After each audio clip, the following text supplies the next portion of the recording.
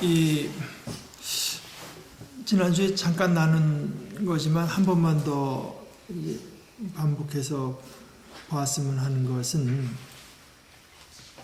바울 사도가 복음을 전하려다가 감옥에 갇혔다는 말이 이제 나오니까 어떤 사람들은 오히려 더 열심히 그리스도를 전하는데, 그게 거꾸로도 될 수 있지 않겠습니까? 그러니까 복음 전하는 게 위축이 되고 더 안 할 수도 있는데 오히려 더 열심히 한다. 그런데 다들 좋은 뜻으로 그리스도를 전함에 있어서도 물론 사랑으로 또 순수한 동기를 가지고 전할 수도 있지만, 그런 사람들이 물론 있고, 저렇게 열심으로 그리스도를 섬기고 우리를 사랑하던 사도가 이제 옥에 갇혔으니까 우리라도 뭐 더 열심히 하고, 또 저렇게 사도가 우리에게 전하던 복음이 과연 참된 것이라고 하는 것이 그 사람의 삶을 통해서 어느 정도 이제 드러내고, 옥에 갇히는 데까지, 그러니까 말로만 하던 것이 아니라 저희 잘못하면 죽을 수도 있는 그런 옥에 갇힌 데까지도 이제 가는 걸 보고,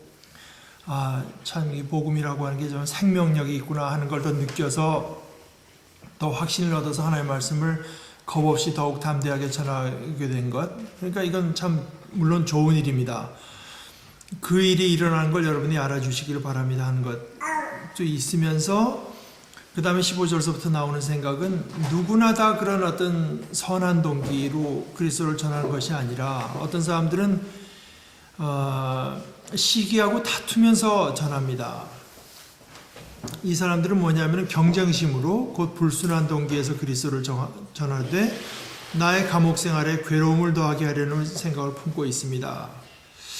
그래서 지난주에도 말씀드렸지만 제가 다시 이 이야기를 한번 얘기해 보는 것은 이제 무엇보다 저 자신 때문에 이제 그런 건데, 저는 우리가 성역 공부를 하고 신앙생활을 하면서 훈련하고 그쪽으로 이렇게 나가는 일 중에 하나가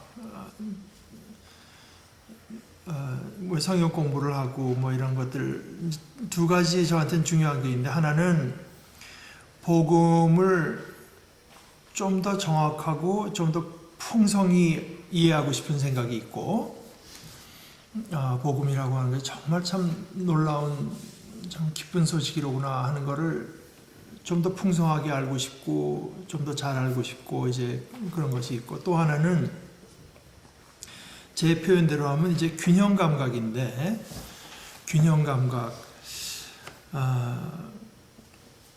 이게 우리 신학교 다닐 때 있었던 할아버지 교수도 그런 말씀을 하시는데, 우리가 성역 공부를 하고 이렇게 신학 공부를 하면서 크리티컬 마인드가 필요하다. 그러니까 이성이 있어야 되고, 이것이 뭐가 바른가 바르지 못한가, 과연 성경적인가, 성경의 어떤 그 메시지와 성경의 분위기에서 벗어난 것인가 를 크리티컬하게 볼 수 있는 게 필요한데, 그 사람 또 바꿔 말하기를 그 대신 파지티브 해야 된다, 네거티브 해서는 안 된다, 그런 얘기를 해요. 근데 참 그게 좀 어렵습니다. 근데 되게 보게 되면은 파지티브한 사람들은 크리티컬하지 않은 경우가 많고, 뭐 그냥 뭐 다 좋다는 거지. 뭐 자꾸 교회에서 그런 뭐 이렇게 비판적인 얘기하는 거 뭐 안 좋다, 뭐 교회에서 자꾸 그냥 다 모든 걸 다 좋게 넘어가야 된다. 또 이게 따지다 보면 약간 좀 네거티브해질 수 있는 위험이 있습니다. 그러니까 사실 그 크리티컬하되 파지티브한 것이 제게는 참 부럽고, 특별히 그 파지티브한 쪽이 저는 참 부럽습니다.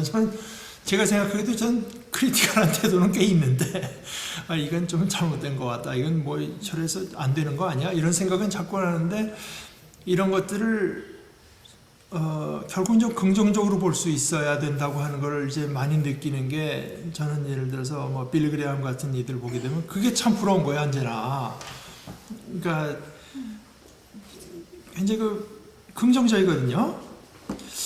그게 참 부러운데, 그냥 과연 어떤 거, 그러니까 단순히 그저 긍정적이라고 해서 무조건 좋은 게 아니고, 어떤 예를 좀 보면 좋겠습니다. 근데 제가 뭐 최근에 참 내가 내 집사람한테도 거진 뭐 지나가는 얘기처럼 하는 얘기지만 내가 젊어서 이 사람 알았으면은 아마 선교학 같은 걸 했을지 몰라 하는 게 이제 그 레슬리 뉴비긴 같은 사람인데 굉장히 그 크리티컬하면서 교회에 대해서는 굉장히 약간 긍정적인 생각을 갖고 그게 참 아주 제 마음에 들어요. 그런데 오늘 이제 바울의 태도가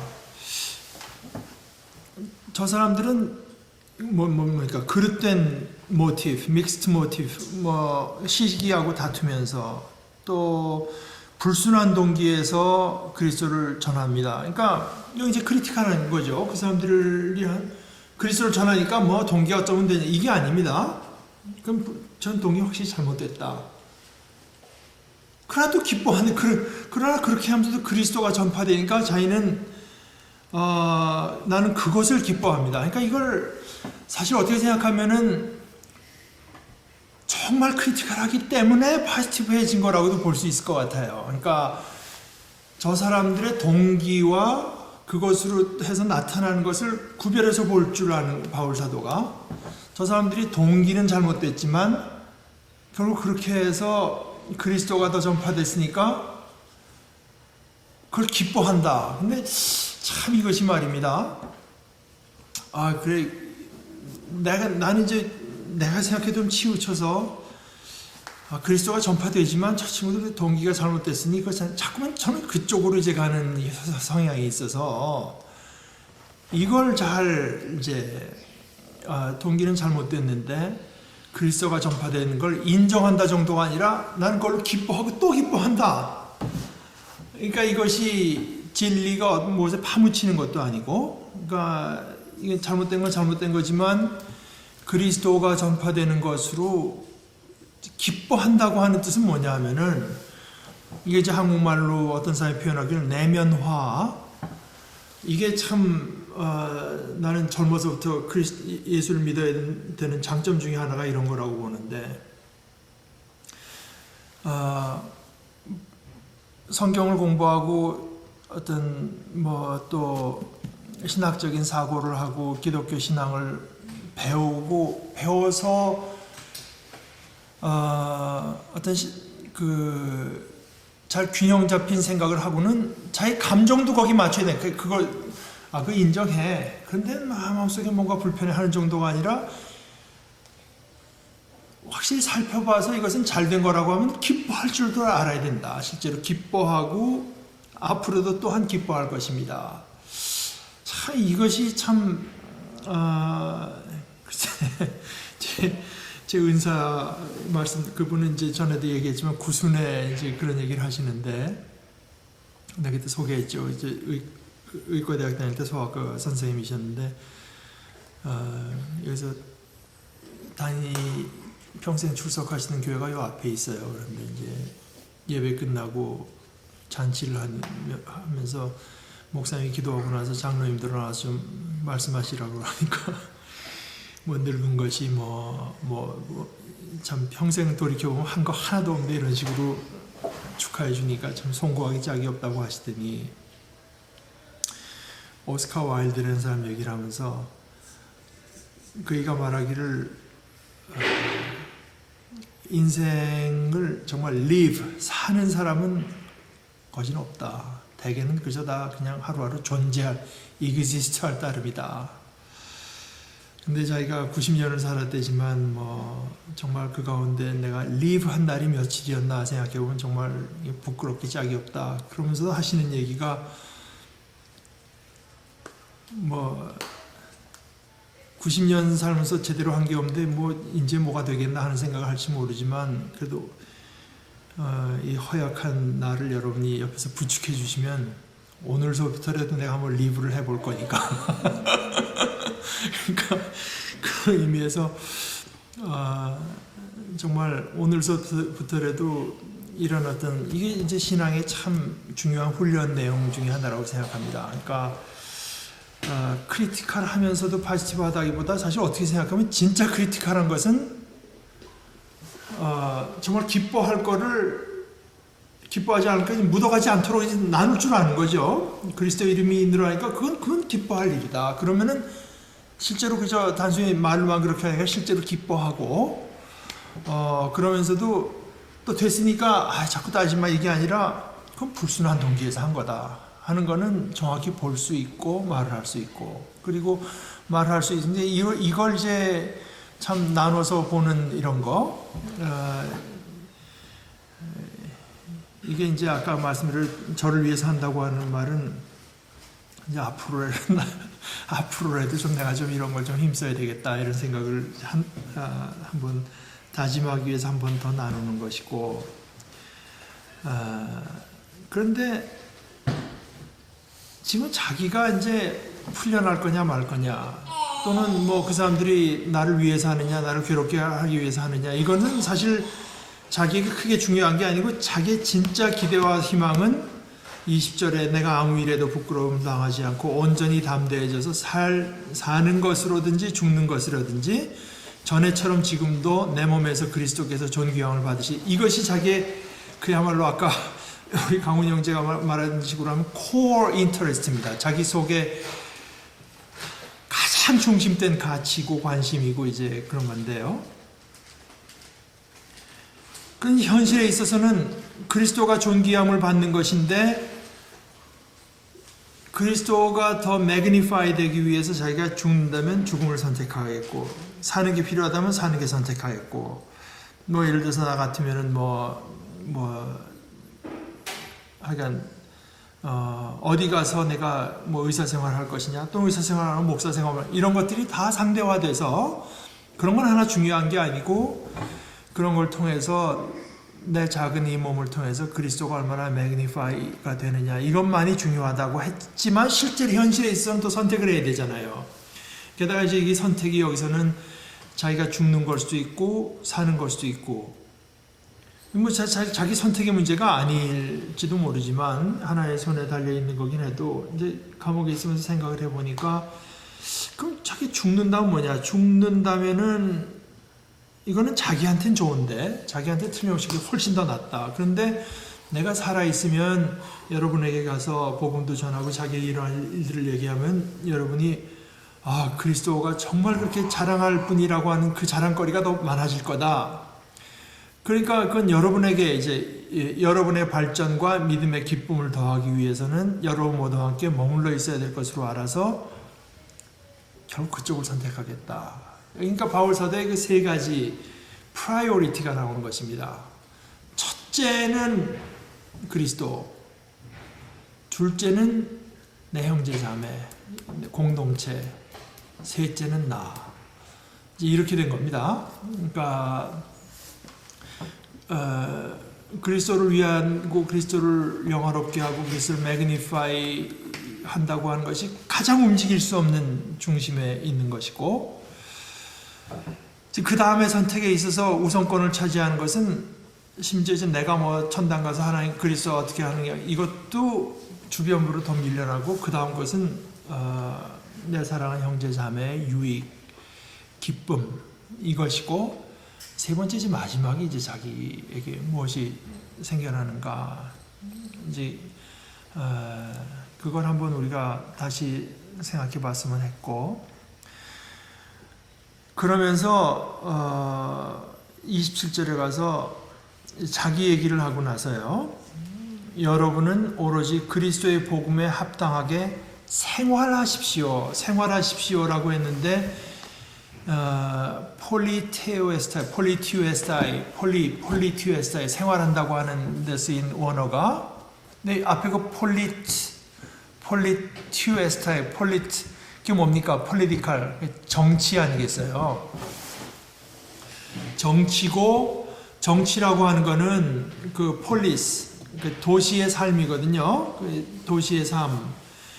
그리스도의 복음에 그 매칭되는 어떤 정치를 해야 된다. 그러니까 여러분들이 어울려 살아가는 방식, 여러분 가운데 뭐 모든 것이 되어가는 방식이 그리스도의 복음에 맞아야 됩니다. 이것은 제가 처음에 개론 때도 말씀드렸지만 이 빌립보라고 하는 도시의 특성상 여기는 누구죠? 클레오파트라랑 같이 편먹으면 안토니우스하고 또 누구야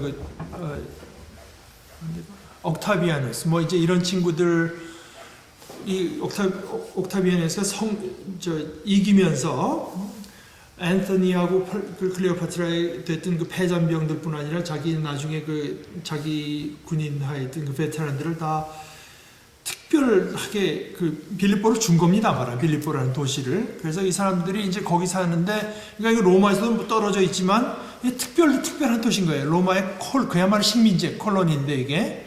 그렇지만 이 사람들이 억울한 게 아니라 자기는 우리가 비록 여기 떨어져 있지만 우리는 로마 시민이다 하는 자부심과 긍지가 굉장했고, 이제 그 배경이 있는 것입니다. 그러니까 야만인 세계 속에 살면서도 로마식으로 살고 로마의 시민으로 사는 것처럼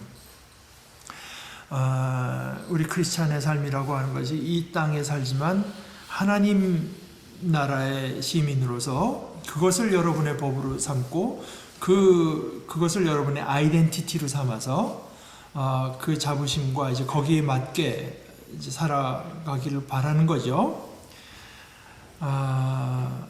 그렇게 하되 이제 한 마음이, 그래서 내가 가서 여러분을 만나든지 떠나 있든지 여러분이 한 정신으로 굳게 서서 한 마음으로 여기 한 정신 한 마음 그 다음에 복음의 신앙을 위해서 함께 싸우며 뭐 이제 함께 하라는 얘기가 굉장히 나오지 않습니까? 이것은 내적인 문제죠. 내적인 어떤 품은 마음과 생각이 같아야 됩니다. 이게 내적인 것이고, 그 다음에 이제 바깥에 대해서는 또한 어떤 일에서도 대적하는 자들을 두려워하지 않는다. 는 소식이 나에게 들려오고, 그러니까 외적으로는 복음을 대적하는 자들에 대한 어떤 두려움이 없어야 되겠고, 내적으로는 여러분들이 한 마음을 가지고 그 하나님 나라의 시민으로서 이제 한 마음을 품고, 그 하나님 나라의 시민의 어떤 자부심도 있지만 그 하나님 나라 시민의 제일 중심되는 가치라고 생활 방식이 저 뒤에 나온 것처럼 그리스도의 마음 아니겠습니까? 그러니까 이제 함께 그리스도의 마음을 품되 그 그리스도의 마음 자체가 또 한 마음을 품는, 서로 자기를 낮춰서 이제 한 마음을 품는 것이 이제 그리스도의 마음의 내용이기도 하죠. 그래서 한 마음으로 복음의 신앙을 위해서 함께 싸우며 어떤 일에 대해서 대적하는 자들을 두려워하지 않는다는 소식이 나에게 들려오기를 바랍니다. 그러니까 여기는 사실은 우리말에는 이렇게 뭐 정확히 어떻게 나올 방도가 없지만 사실은 여기는 이제 군사 용어도 아까 그 폴리티오마이 하는 것은 정치 용어고, 그 다음에 싸운다고 하는 게 군사 용어도 나오고, 함께 선다고 할 때 이렇게 옛날 여러분 영화 보시면 알지만 방패를 대고 쭉 서서 이제 버티지 않습니까? 이제 그런 용어가 이제 동원됐다고 하고, 그다음에 이제 함께 이렇게 신앙을 위해서 함께 싸운다고 하는 건 이건 경기장의 용어. 그러니까 무슨 축구에서 이기기 위해서 한 마음 돼 싸우는 이제 이런 그러니까 여러 가지 그림 언어, 메타포를 써서 본인이 전하려고 하는 것을 말을 하고 있는데, 바깥으로는 여러분들을 대적하는 자들을 두려워하지 않는다. 근데 이건 그래서 제가 생각해 봤어요. 그러면 이거 우리에겐 뭐에 해당이 되나? 복음을 대적하는 자들을 두려워하지 않는다고, 뭐 서로 한 마음을 품는다고 하는 거는 어느 정도 우리가 지금 쉽게 이해할 수가 있는데, 그럼 우리에게 지금 해당되는 게 과연 뭘까? 대적하는 자들을 두려워하지 않는다. 두려워하지 말라고 하는 말을 거기 부연해서 더 얘기하는데, 왜 두려워하지 말아야 되냐? 이게 그들에게 멸망의 징조이기 때문이다. 이게 두려워하지 말라고 하는 것이요, 그 사람들이 여러분에게 해를 끼칠 수 없다는 뜻이 아닙니다. 해를 끼칠 수가 있습니다. 그런데 결정적인 해는 끼칠 수가 없습니다. 이제 그런 뜻 아니겠어요? 그러니까 예수님 말씀 중에도 너희를 그저 데려가서 죽일 수 있는 자를 두려워하지 말고 너의 영혼까지 죽일 수 있는 분을 두려워하라, 이런 뜻이라고 볼 수 있습니다. 우리를 괴롭게 할 수 있고 심지어 죽일 수까지 있지만 그래도 두려워하지 말라.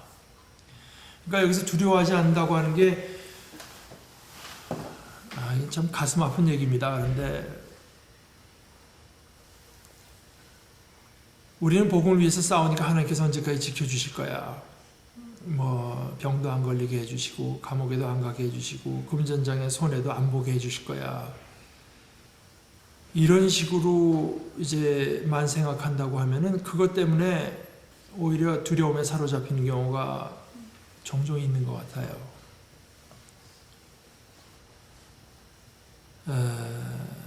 이 멸망의 징조, 구원의 징조, 여러분들이 그리스도를 위해서 저 뒤에 나온 29절에 그거 아닙니까? 하나님께서는 여러분에게 그리스도를 위한 특권을 은혜로 주신 건데요. 그리스도를 믿는 것뿐만 아니라 또한 그리스도를 위해서 고난을 받는 특권도 이게 다 은혜로 받은 것입니다. 믿는 것도 은혜. 여기 이제 이 김재윤 박사는 그걸 우리말로 번역해서 뭐라 했더라?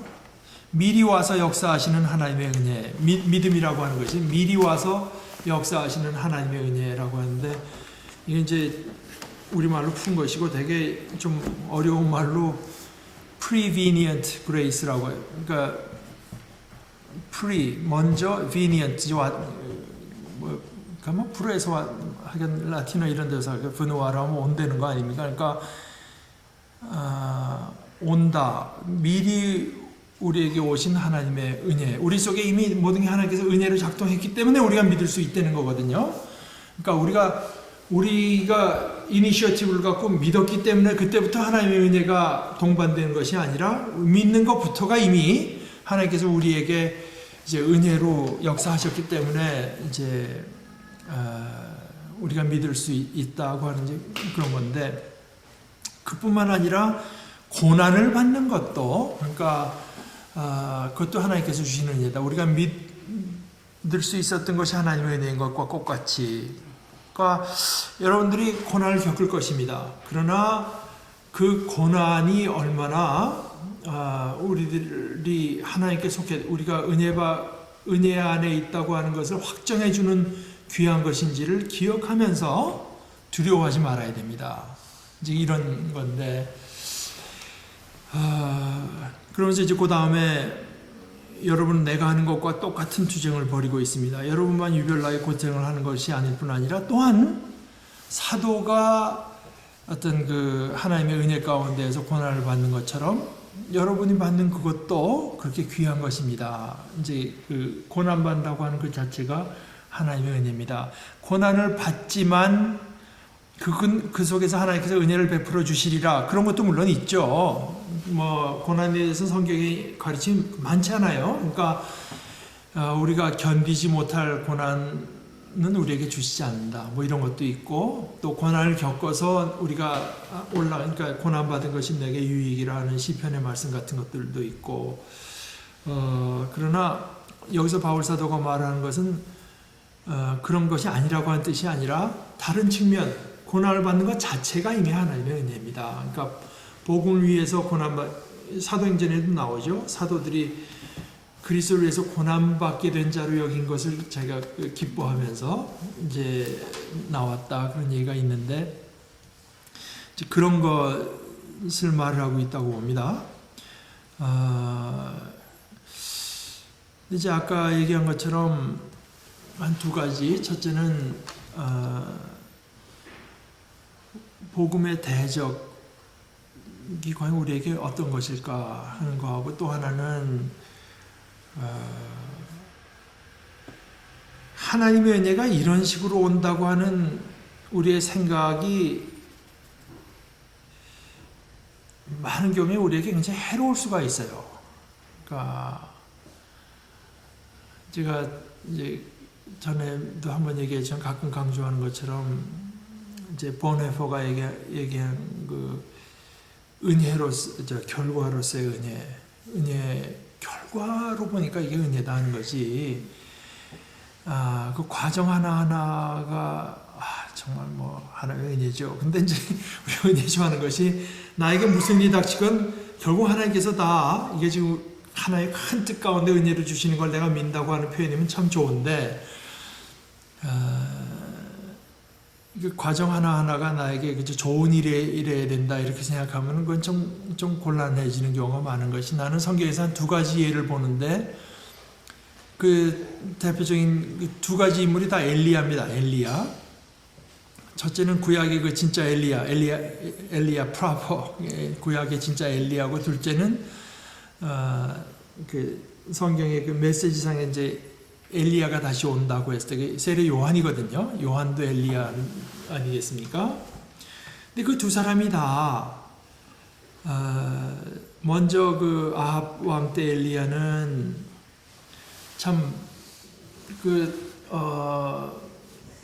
갈멜산에서 뭐 참 혁혁한 성과를 이뤘잖아요. 성공했잖아요. 바알신을 섬기는 선지자들 뭐 400명을 해놓고 나서 그냥 기도해서 하나님께서 불을 내려주셔가지고 하고 그 선지자들 다 죽여서 그냥 말하자면은 승리감이 굉장했겠죠. 그러니까 아마 이렇게까지 됐는데 아합이건 이사벨이건 자기 마음을 바꾸지 않고는 못 견디리라 생각했을 가능성이 대단히 높은데 이사벨이 자기를 죽이겠다고 지금 이놈을 죽여버리겠다고 나서니까 생각했던 것과 너무 다르니까 확 그냥 꼬꾸라졌던 것 같은데 제가 짐작해보긴 그래요.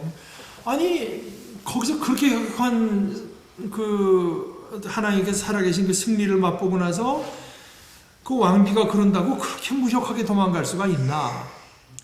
그랬는데 하나님께서 그렇게 혁혁한 그 성공을 주셨지만 그 다음 일도 철저하게 하나님의 손길에 무슨 일이 일어날지 모른다 그 하는 어떤 오픈니스가 있었으면 그렇게까지 그 연약해지지는 않았을 것 같은데 이게 있었으니까 이사벨이건 아합이건 이렇게 나올 수밖에 없을 것이다 하는 생각이 있었던 것 같고 전혀 반대로 가니까 확 그냥 거꾸라졌던 것 같아요. 제 생각에는.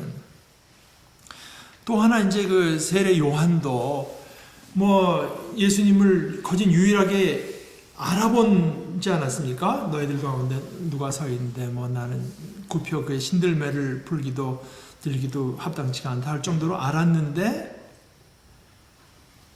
그 뭐 예수님께서 세례를 받겠다 그러니까 내가 당신께 받아야지 어떻게 당신 저한테 받겠습니까? 이제 이런 식으로까지 다 알았던 것 같은데 그러면 그 예수께서 와서 복음을 전하시고 막 그냥 사역을 일으키시면 정말 기뻐해야 될 요한이 오히려 그때는 알았는데 예수님께서 하시는 걸 보고 나서는 이게 헷갈린 거거든요.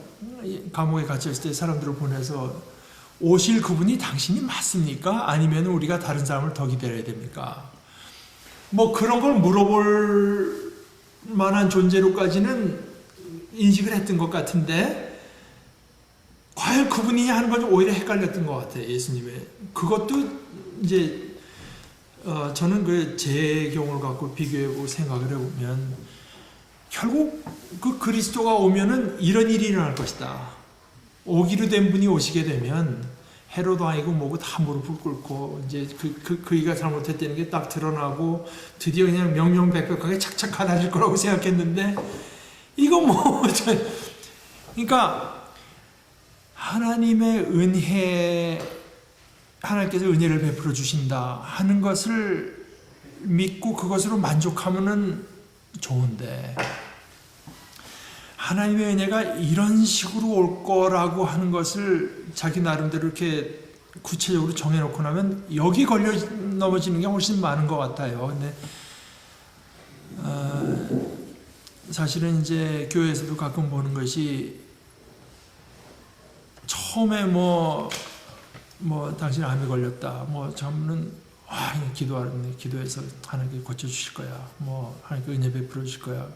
그때는 뭐 그냥 정신 바짝 해서 기도하는데 얼마 지나서 고쳐지는 것 같지가 점점 나빠지고 그러다가 이제 심지어 본인은 뭐 그거로 죽기도 하고 하면 이게 뭐야? 그러니까 하나님께서 우리에게 은혜를 베풀어 주신다. He is good to us. 그걸로 지키고 그걸로 만족하면 좋은데 그게 이런 식으로 와야 된다. 이런 식으로 올 수밖에 없다. 이제 그런 생각 때문에 오히려 이제 더 실망하고 신앙의 어떤 그 걸려 넘어지고 그러니까 여기 이제 이것이 그들에게는 멸망의 징조이고 여러분에게 구원의 징조입니다. 그러니까 하나님의 은혜가 꼭 우리를 어떤 괴로움과 어려움에서부터 그걸 모면하게 해줄 것이다. 모면하게 해주고 이제 그럴 거라는 생각, 뭐 그런 어떤 희망사항을 품을 수는 있지만, 그러나 반드시 그렇게 된다. 하나의 뜻을 자기 혼자 이렇게 정해놓고 나면은 오히려 그것 때문에 걸려 넘어질, 신앙에 있어서는 이제 오히려 실패하게 될 가능성도 굉장히 많은 것 같습니다. 저 집사람이 옛날 유방암에 걸렸을 때도 한번 한 생각이 그겁니다. 우리 교인 중에서 누가 뭐 그런 진단을 받았다면 목사가 가서 뭐 그럴지 모른다 그러면 이제 가서 기도할 때 좋은 결과를 주십시오. 암이 아니도록 뭐 기도. 근데 불행히도 그 암입니다. 그러면 또 그 다음에 이제 치료할 수 있게 좀 좋게. 근데 보니까 또 진행이 됐습니다. 그럼 그래도 치료할 수 있게 뭐 치유를 달라고 기도했다가 나중에 치유가 안 되면은 나중에 만약 죽기라도 하면은 그래도 우리에게 하늘나라가 있습니다. 이런 식으로 맨날 그 뒤따라가면서 이제 한다고 하면은 이게 뭐냐 도대체가. 이게 뭐야? 그러니까 사실은 어떻게 생각하면은 그런 생각이 들어요. 하나님 뭐 어떻게 제게 은혜를 베풀어 주실지 모르겠습니다. 치료해 주실지 아닐지 또는 고통 가운데서 제게 은혜를 베풀 그건 모르겠는데 하나님께서 자비로 절 대해 주시고 은혜를 대해 주시는 것으로 족합니다. 이런 식의 기도를 하기를 우리는 두려워하는 것이 아닌가. 하나님께 저 안 고쳐줘도 좋아요 하고 그걸 마치 뭐 이렇게 허락이라도 해주는 것처럼 이제 그래서 하나님께서 나를 안 고쳐주는 쪽으로 마음을 정하도록 그걸 어떻게 영향력을 행사하는 것 같아서 그런 걸 두려워하는 건지 모르겠어요. 그런데 이제 사실 그 과정을 넘지 못하면 우리 신앙이라고 하는 게 참 너무 무력한, 이제 사실 정말 믿은 건지 자체도 좀 헷갈리는 그런 상황이 될 가능성이 많죠. 오늘 바울 사도가 말한 것처럼 고난을 겪을 것입니다. 반드시 고난을 겪을 수밖에 없습니다. 그러나 그 고난 자체가 하나님께서 내게 주신 특권입니다. 하고 이걸 든든히 하고 나서는 날 고쳐주시면 고침받은 것으로 그리스도를 매그니파이 하겠고, 고쳐주시지 않는다면 그것으로 또 내가 그리스도를 매그니파이 하고 싶습니다. 하는 데까지 나아갈 수 있어야 될 것 같습니다. 그러니까 이걸 옛날에 그 연세대학의 한태동 교수 같은 이는 아주 그 이북 사투리식으로 말해서 뭐라고 말하냐면은 글쎄 그건 꼭 맞을지 모르겠어요. 그러나 이제 좀 뭐 그분의 이제 죽을 병에 이렇게 해서 하나님께서 안 고쳐주는 게 확실한 것 같으면 하나님 저 죽습니다. 그러고 죽으라. 그러면 돼. 그게 그 사람이에요. 하나님 저 죽습니다. 그러고 죽으라. 그러면서 그러면 돼. 이제 그러는 건데. 그러나 뭐 그렇게 단순한 것은 아니고 오늘 이제 바울 사도가 말한 것처럼 이런 내가 살든지 죽든지 그것을 통해서 이제 그리스도가 매그니파이 되기를 원합니다. 산다면 무슨 일이 있겠고 죽는다면 내게 무슨 일, 죽으면 나에겐 좋은 일입니다. 그러나 산다면 이제 이런 일이 또 있을 수 있습니다. 이런 어떤 분명한 태도가 있어야 될 것으로 생각합니다.